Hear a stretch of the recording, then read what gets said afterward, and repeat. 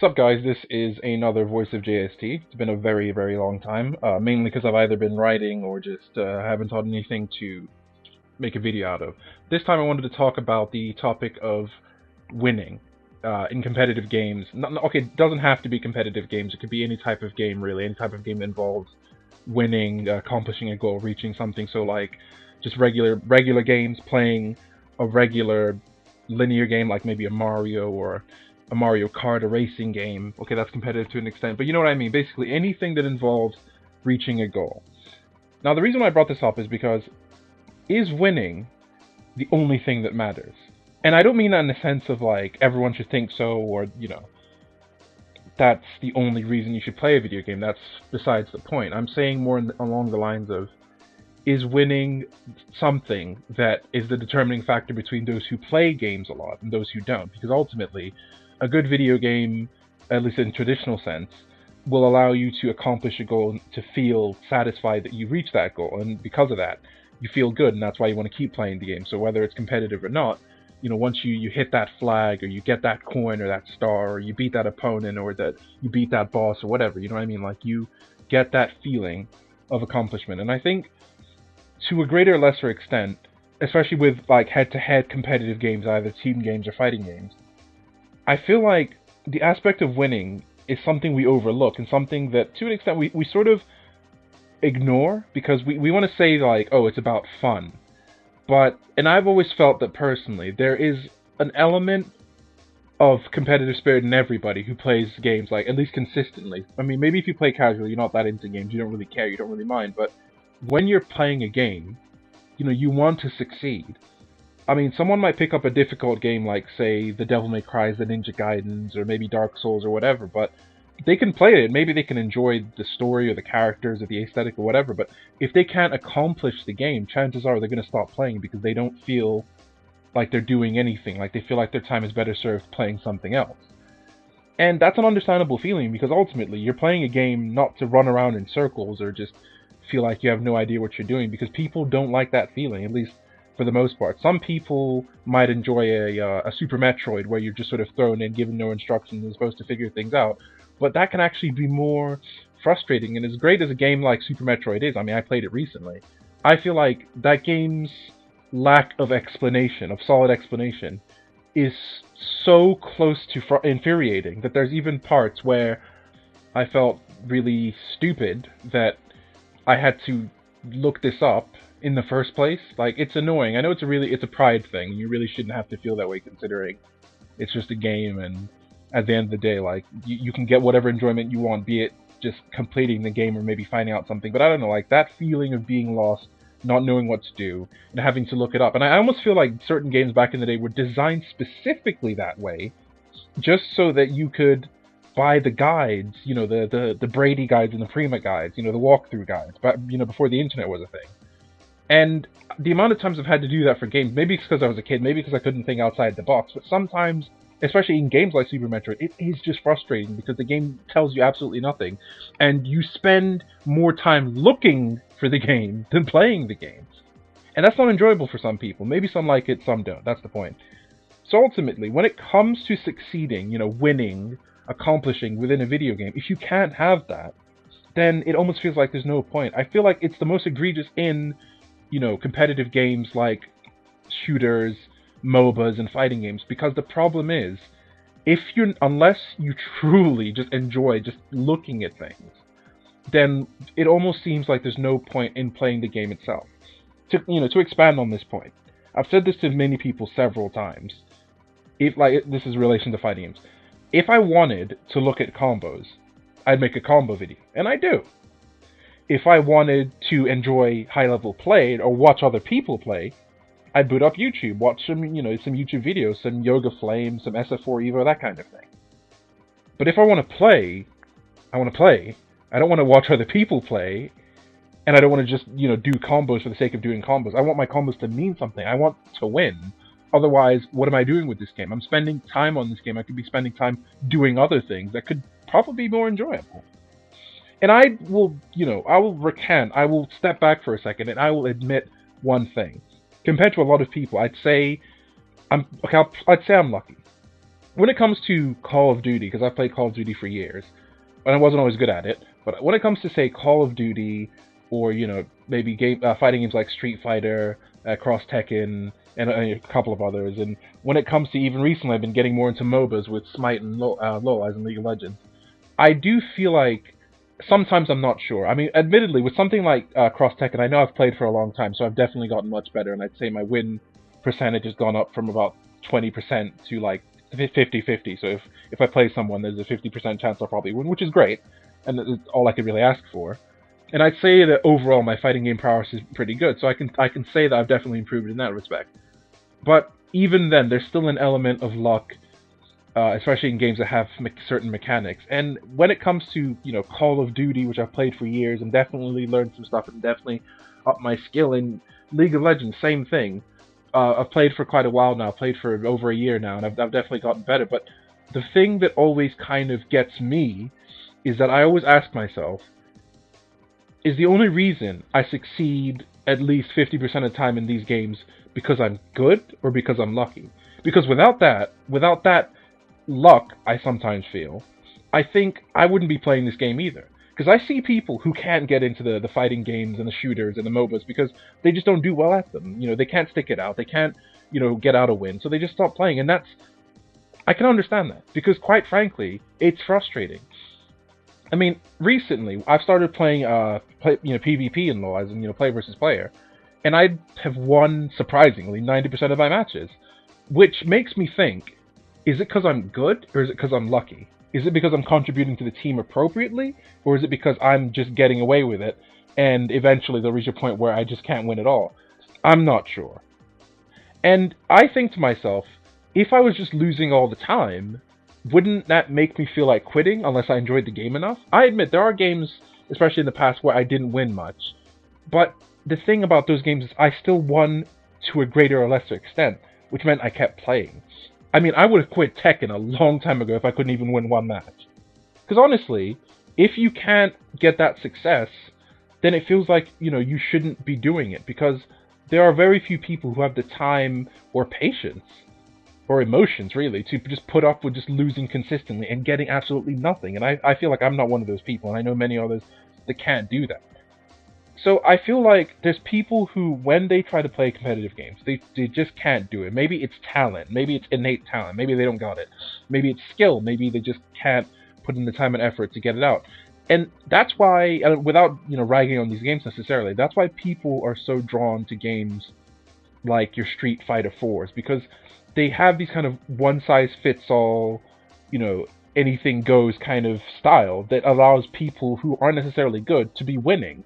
Which is both a blessing and a curse, because it means that game is as big as it is because it appeals to so many people, a bit like, Marvel, as an Ultimate Marvel vs. Capcom 3, but that also means that it's frustrating for players who are actually trying to win and trying to play the game effectively, and they're just losing to people who they probably shouldn't be losing to because the mechanics are allowing them to, and I feel like that's not necessarily fair, and obviously not everyone plays SF4 or has to like it, but I think that my biggest issue with that game series, or at least games like that, is it puts you in check when you're actually trying to play seriously.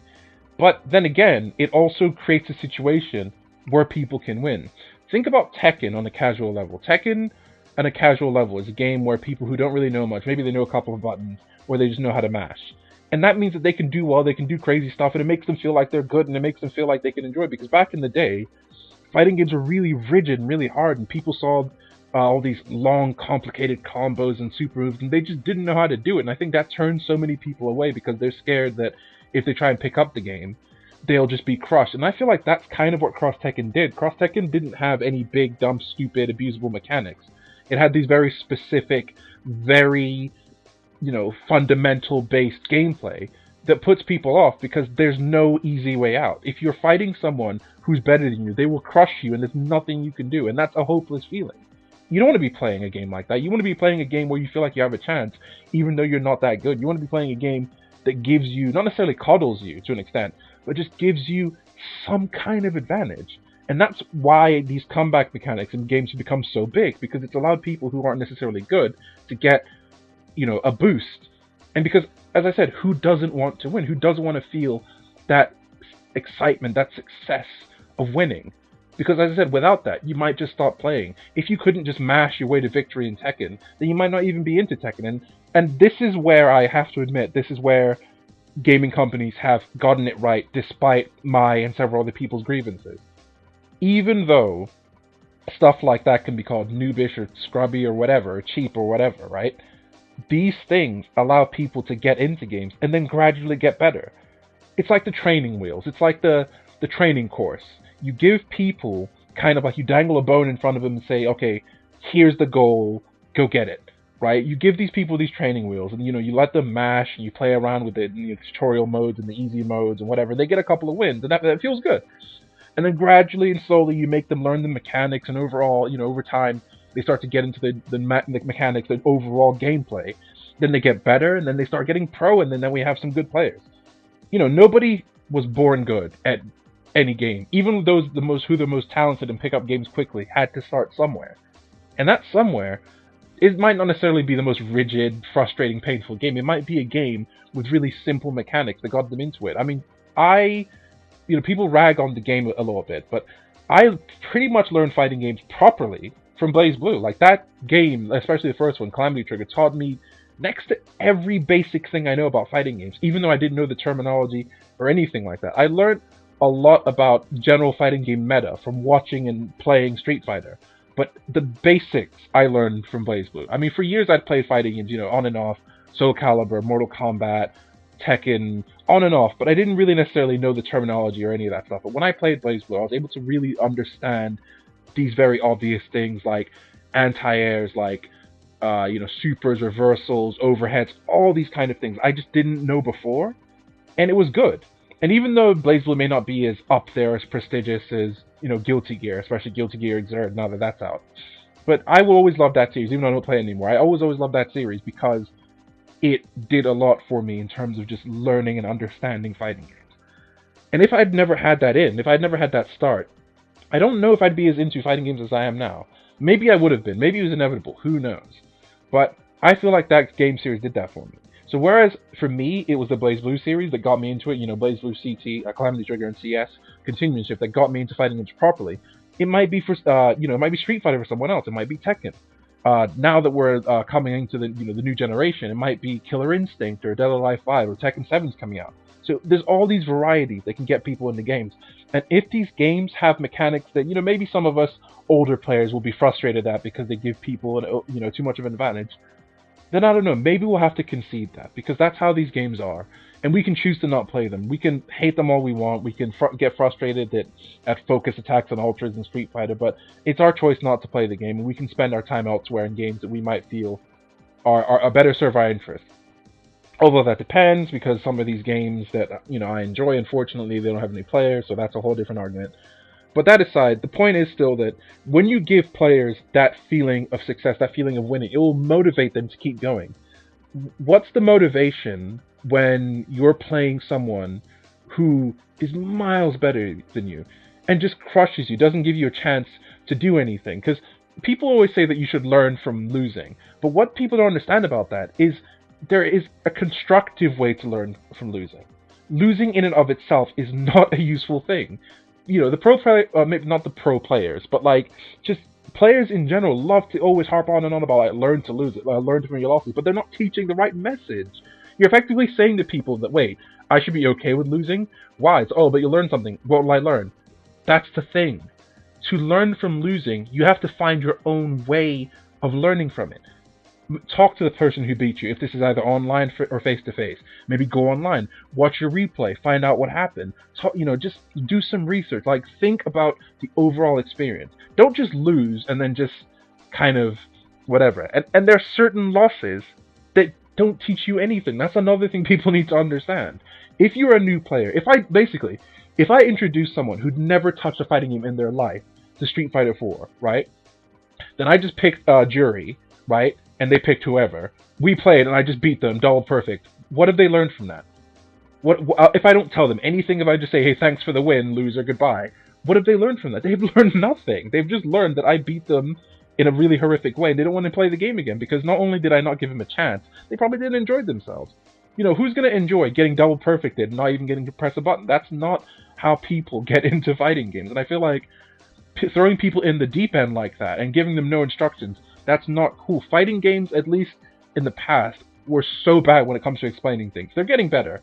You know, games like Blaze Blue, Skullgirls, Killer Instinct, games like that have really, really good tutorials. Even Cross Tekken had a decent tutorial, and they have a decent chance of teaching you how to basically just understand the basics of the game. The rest is up to you to talk to people and look it up to understand it. But a game like Street Fighter, even to this day, still has a terrible, terrible habit of not explaining itself.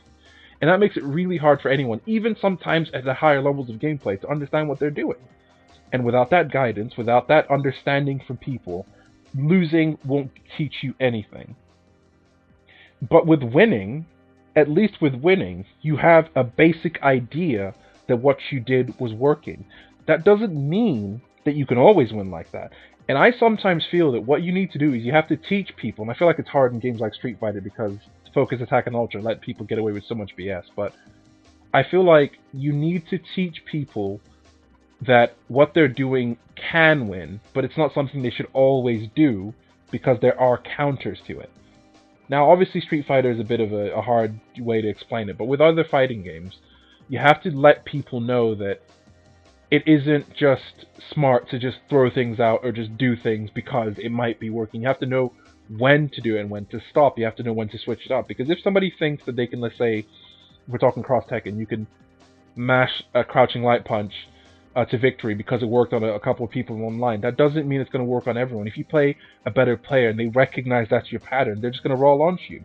You know what I mean? Like, that's something like that. Or if you have bad habits, let's just say, I know this sounds really strange, back to Street Fighter here.